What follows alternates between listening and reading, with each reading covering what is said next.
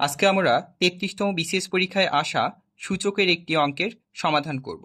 অঙ্কটি হচ্ছে 4 to the power x plus 4 to the power x plus 4 to the power x plus 4 to the power x এর মান নিচের কোনটি সেটাই আমাদের নির্ণয় করতে হবে। তো প্রথমত সমাধানের জন্য আমরা ম্যাথটি তুলে নিয়েছি। এখন এখানে খেয়াল করি যে এখানে 4টা পদ আছে। 4টা পদ আছে। সূচকের ক্ষেত্রে আমরা সরাসরি যোগ করতে পারি না। যেমন অন্য কোনো অঙ্ক যদি থাকতো, সেখানে যদি থাকতো যে 2+2+2+2, এগুলো আমরা সরাসরি যোগ করে দিতাম এবং রেজাল্ট হতো 8। কিন্তু সূচকের ক্ষেত্রে আমরা যদিও দেখতে পাচ্ছি পদগুলো দেখতে একই রকম, কিন্তু এগুলো আমরা সরাসরি যোগ করতে পারবো না। তাহলে এখানে খেয়াল করি যে প্রত্যেকটা পদ একই, তাদের বেজ একই এবং সূচক পাওয়ার বা ঘাতও একই। তাহলে আমরা কি করব, যে 4 টু দ্য পাওয়ার এক্স প্রত্যেকটা পদ থেকেই কমন নিয়ে নিব।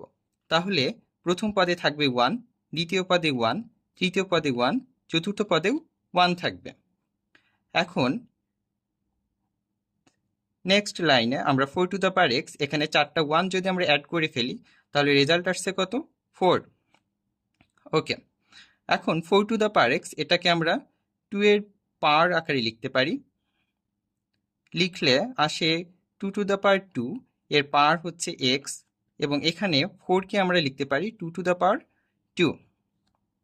দেন এখানে আমরা জানি এই 2 হচ্ছে 2 এর পাওয়ার, এক্সও হচ্ছে 2 এর পাওয়ার, তাহলে পাওয়ারে পাওয়ারে আমরা গুণ করতে পারি।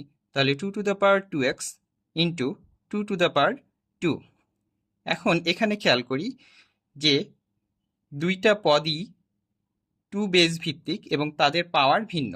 আমরা জানি যে বেজ একই হলে এবং তাদের মধ্যে সম্পর্ক যদি গুণ থাকে তাহলে পাওয়ারে পাওয়ারে যোগ করতে পারি।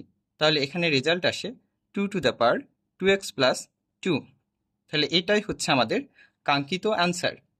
সুতরাং অপশন অনুযায়ী আমাদের অপশন গ কারেক্ট।